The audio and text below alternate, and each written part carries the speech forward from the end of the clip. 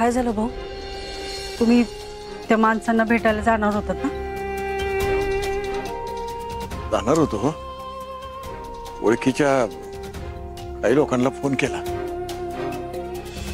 कोणी घरी नाही, कोणी नंतर या म्हणतायत, कोणी आत्ताच नाही पैसे असं म्हणतात. काय करावं माझं तर डोकं चालना झालंय. काहीतरी तर करायला पाहिजे ना, पण हातपाय हलवायलाच पाहिजे. काहीतरी तर करायच पाहिजे, नाहीतर हे घर नाही. या घराला काय नाही होऊन देणार मी आहे ना. मी बघतो काय ते. भाऊ, एक उपाय आहे.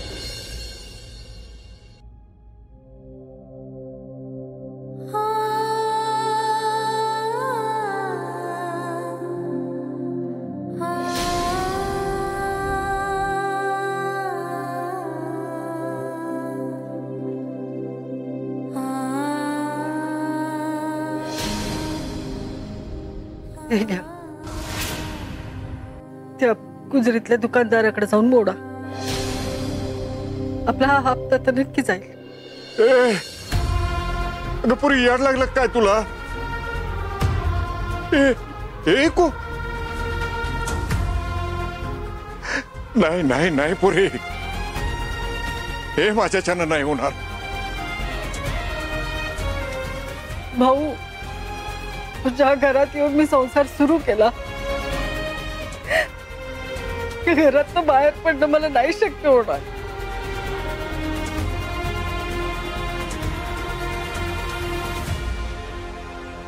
दागिने काय परत करता येतील,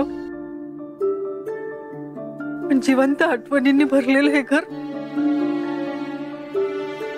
मी परत नाही उभं करता येणार. भाऊ, भाऊ, भाऊ, तुम्हाला शपथ आहे यांची.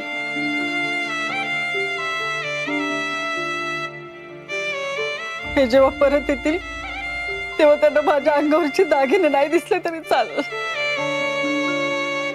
पण हे घर जसेच्या तसे उभं असलेलं दिसलं पाहिजे. भाऊ,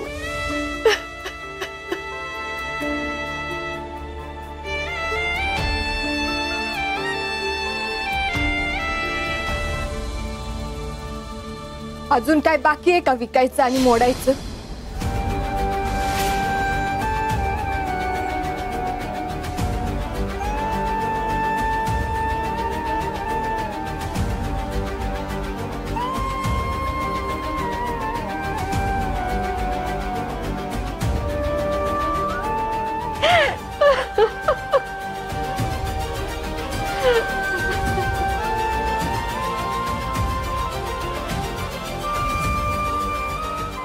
काय राहिला असेल तर बोलून घ्या.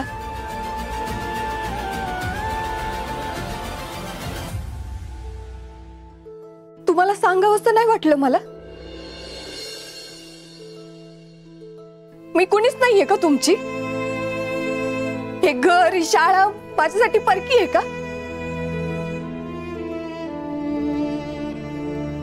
का तुम्हाला पण तेच वाटतं की मी लहान आहे, मला काही कळतच नाही अजून? का तुमच्या दृष्टीने मी कॅपेबलच नाहीये की मी शाळेसाठी काहीतरी करू शकते? का माझ्यावरचा विश्वासच संपलाय तुमचा? नाही पुरे, माझ्या स्वतःपेक्षा तुझ्यावरती सगळ्यात जास्त विश्वास आहे आणि तो कायम असणार आहे. मग का लपून ठेवली माझ्यापासून ही गोष्ट? नाही पुरे, कसं आहे, तुझ्या मागे आधीच कामाचा लय व्याप आहे. त्यात आणखी कशाला तुला टेन्शन द्यायचं? भाऊ, अहो टेन्शन कसलं? जबाबदारी आहे माझी. या घरावर येणारा प्रत्येक प्रॉब्लेम सॉल्व्ह करणं कर्तव्य आहे माझं. अहो निदान प्रयत्न तरी करू द्या.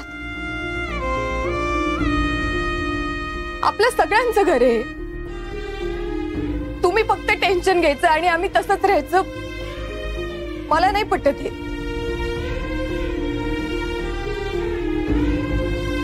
बरोबर आहे पुरे, पण आता विषय थोडा निवळलेला आहे. त्यांनी मुदतवाढ दिलीय की आपल्याला, त्या मुदतीत आपण काहीतरी करू, मिटवू हे सगळं. हे तर करावंच लागेल आणि मी तुम्हाला एकट्याला काही करू देणार नाही. आपण मिळून काहीतरी मार्ग काढू.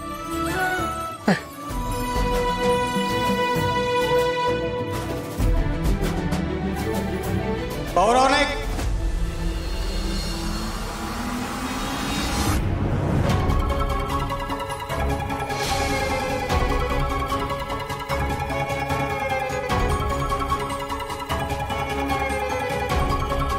तुमच्यासाठी थकबाकी नोटीस आणलाय.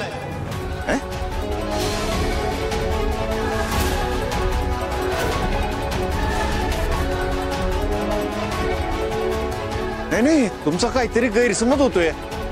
मी आता मॅनेजर साहेबांना बोलून आलो, त्यांनी मुदतवाढ दिली आम्हाला. अहो, आमचा काय गैरसमज नाही झालाय. आम्ही डायरेक्ट वरच्या आदेशावरून वसुलीसाठी आलोय. तुमची सगळी मुदत संपली, ही घ्या नोटीस.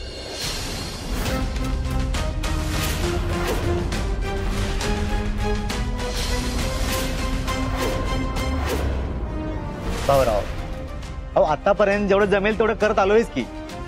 आधीच खूप डिले झालाय, तुम्हाला सुद्धा माहित आहे. अहो जेवढं जमतंय तेवढं थोपून धरलंय. वरून ऑर्डर आली की मी काय करू शकत नाही.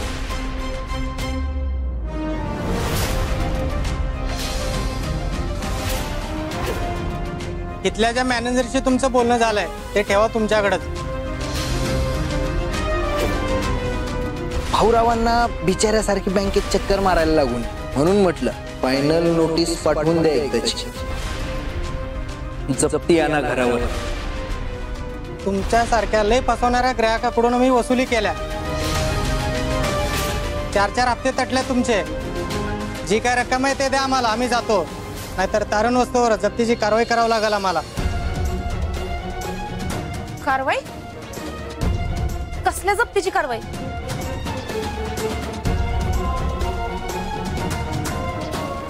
मी सांगतो काय भानगड आहे.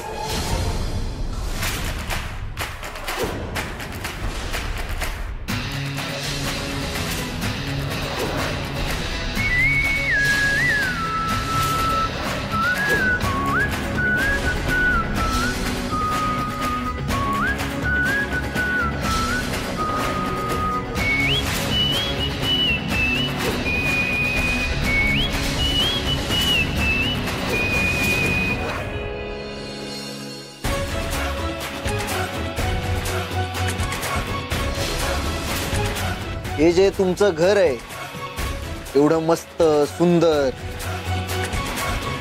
जिथं एवढी मोठी माणसं राहतात, ते घर ह्या भाऊरावांनी मॉर्गेज ठेवलंय.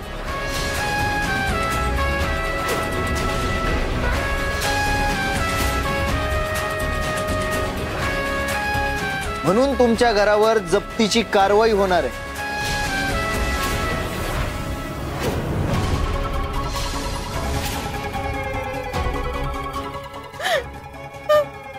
काय सांगायला लागलाय?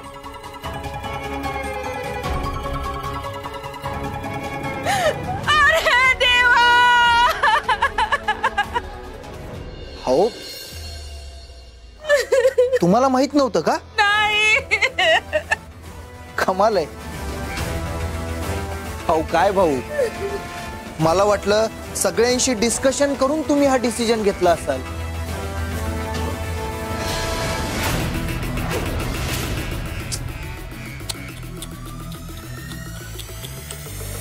शाळा वाचवायच्या नादात घर वाचवायचं विसरले वाटत. घर जाणार आणि बेघर होणार आता समाजसेवक भाऊराव नाईक.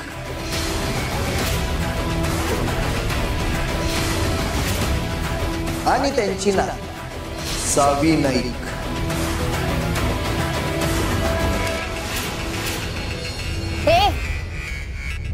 लय नाटकी झाली तुझी. विसरलास का कसं नाकावर टिचून शाळा वाचवली होती ते? तसंच मी आमचं घर पण वाचू. वाचव वाचव की. नाही मला पण बघायचंय कसं वाचवतीस तू हे घर.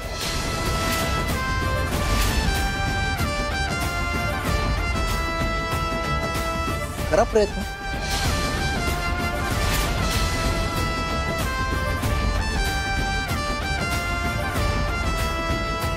साहेब साहेब असं करू नका. मला मुदतवाढ दिलेली आहे. अहो नक्की त्या मुदतीत पैसे गोळा करून देऊन टाकतो मी. कुठून आणणार आहे भाऊ एवढे पैसे? काय डाका बिका टाकणार आहे का? नाही हे नाही करणार म्हणा तुम्ही. काय तत्व आहेत ना तुमचे, नाही का?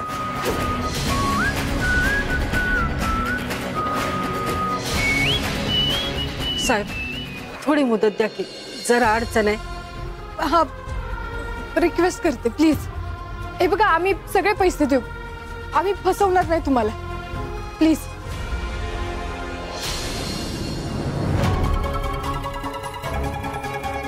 केवळ पुरीनं रिक्वेस्ट केल्यामुळं तुम्हाला मुदतवाढ देतोय. 15 दिवस आहेत तुमच्याकडं. 15 दिवसाच्या आत सगळे हप्ते क्लिअर केले तर ठीक, नाहीतर घरातलं सगळं सामान बांधून ठेवा घर रिकामं करायला. आम्ही येऊन सगळं सामान रस्त्यावर फेकून तुम्हाला बाहेर काढू.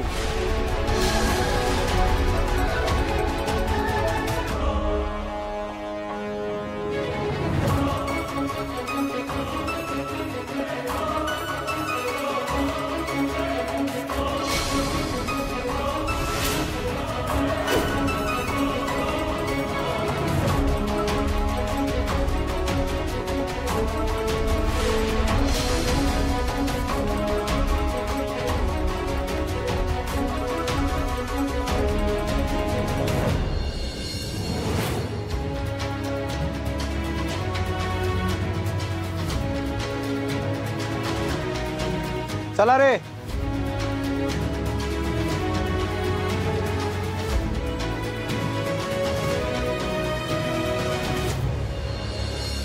लक्षात ठेवा 15 दिवस, ओनली 15 days.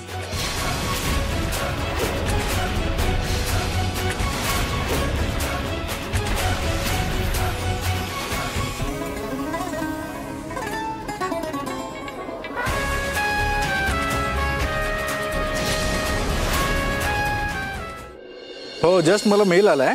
हो चेक करतो. Yes okay.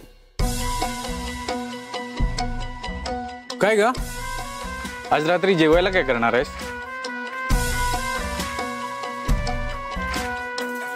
अगं बोल की.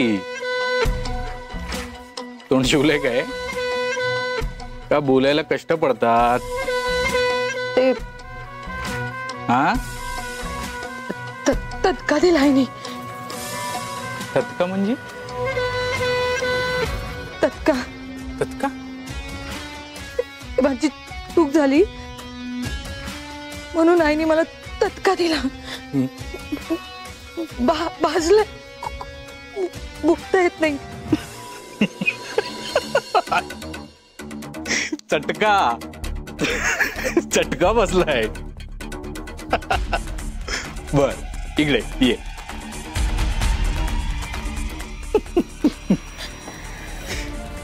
चटका दिला. काय झालं? काय केलं तू? का चटका दिला?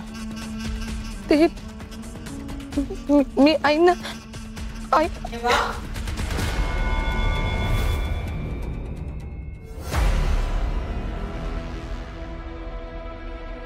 एवढी शिक्षा दिली तरी पण बोलायला जीभ बरी धजावते हिची. मी शिक्षा दिले तिला. नाही ते ठीक आहे आई, पण काही केलं काही ना. केलं काय? हिची हाय लागली म्हणून माझ्या धैर्याचं काम झालं नाही असं म्हणत होती. खरं तर तेव्हाच जीभ हासडून काढणार होते, पण घरातल्या पुरुषांनी हाक मारल्यानंतर ओ देता हायला हवी म्हणून सोडले तिला. ओ म्हणायचं आहे. अगं म्हणेल की ओ म्हण. ओ म्हण. ओ म्हणली की. आता सांग, जेवायला काय करणार आहेस? काय करणार आहेस? भाकरी. नाही, भाकरी. काय? भाकरी. हा, जाकर.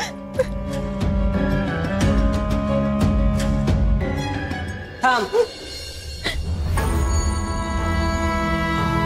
ज्याच्याबद्दल एवढं बोलत होतीस त्याची माफी माग.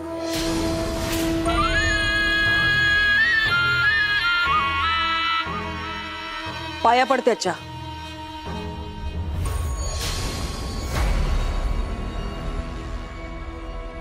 नाक घास पायावर. माग.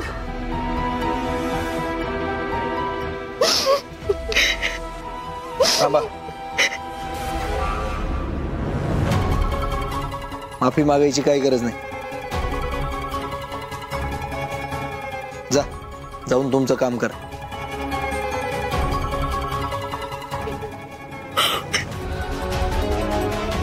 आई, काय केलं का यांनी? तिच्या माहेरनं आलेला फ्लावर पॉट तुझ्या हातून तुटला. तिचा अपमान झाला म्हणे. तिची हाय लागली आणि म्हणून तुझ्या शाळेचं काम झालं नाही असं म्हणत होती. दिला चटका आणि म्हणूनच तुझी माफी मागायला सांगत होते. सगळ्यांचा माफी मागण्याचा योग माझ्यासाठी उजळलेला दिसतोय. पण सोड, वहिनींना केलं मी माफ. कसं आहे, कावळ्याच्या शापानं गाय कधीच मरत नाही. एका बाईनं हाय लावली म्हणून धैर्य मुजुमदारच्या आयुष्यात काही बदलणार नाही. आज वहिनी माफी मागत होत्या. लवकरच घर गेलं की भाऊराव नायकांची नात सावी माफी मागत माझ्या पायावर नाक रगडणार. आणि हे होणारच.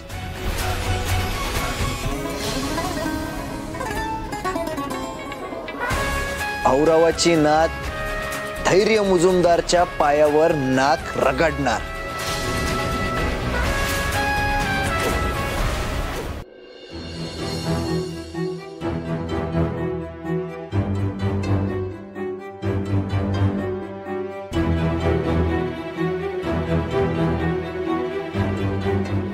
भाऊ,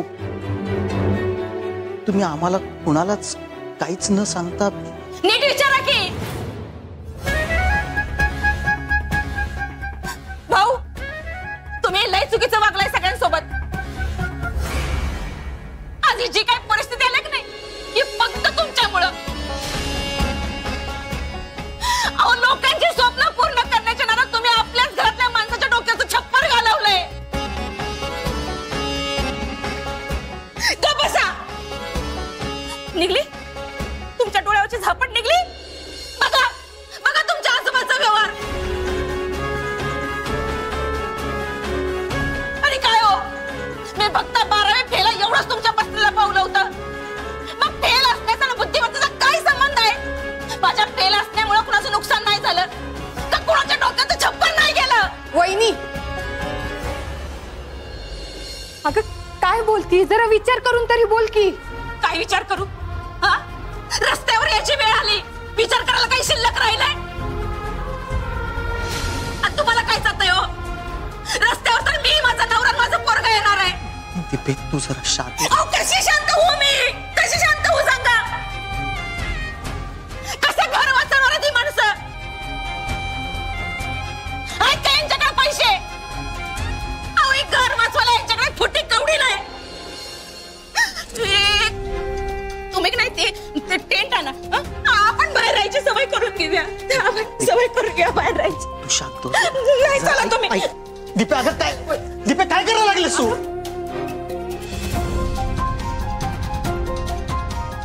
अगं हे बाई हे आता बाहेर जाणार आहेस तू. दीपेश शांत आत हो पहिला. दीपेश जरा ऐक माझं. ए पुरी घराच्या बाहेर ए, कशाला बाबा, थांबली? ए. दीप- अरे बसा तुम्ही.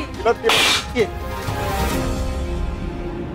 मला काय नाही बाबा नो दीपा, कशाला इथे घराबाहेर कशाला तमाशा करायला? दीपेश जरा शांत डोक्यात. ए दीपा अरे त्या पोरीला समजाव कोणीतरी.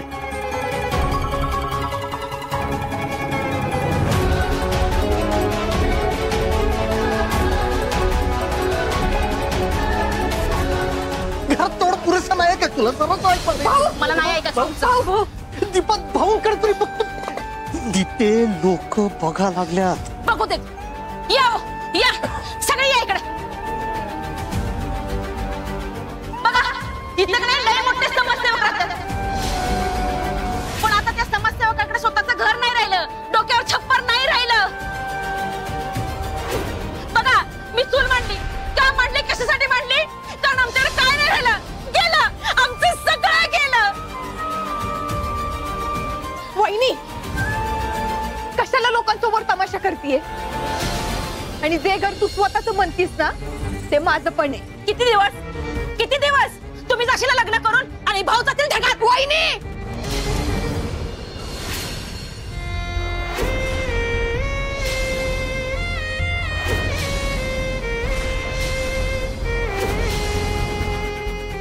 लय बोललीस हा? अक्कल आहे कुणा पुढं काय बोलायचं? हा तुझी हिम्मत कशी झाली सगळ्यांसमोर भाऊंबद्दल असं बोलायची? अगं ज्यांचं कर्तृत्व हिमालयाच्या उंची एवढं आहे ना, आपण त्यांच्या पुढे ढेकळं होत. तुला काय कळणार म्हणा? तुझ्या डोक्यात तर पैसे कमवायची श्रीमंतीची धुंदी चढलीये ना. झालं भाऊंसारखं मोठं मोठं भाषण करून झालं. ह्या घरात एक गोष्ट मात्र खरी आहे. काही जरी झालं नाही, कोण मोठं बोलायचं काही सोडत नाही. कुठनं आणणार आहे पैसे? झाड लावलंय का? तुमचे ते व्हिडिओ बघून माणसं बँकेत जाऊन पैसे भरणार आहेत ते पैसे? त्या व्हिडिओत 1 रुपया तर मिळतो का? मिळतो. आणि जर मिळत असता ना तर आज ही वेळ आपल्यावर आलीच नसती.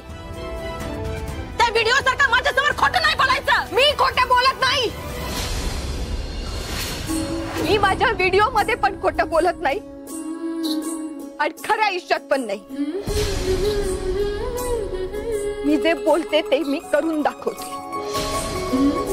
जोपर्यंत मी जिवंत आहे ना तोपर्यंत या घराला मी काही येऊ देणार नाहीये. हे घर भाऊंचं आहे आणि त्यांचंच राहणार. आणि हा माझा शब्द आहे, भाऊंच्या नातीचा, सावीचा.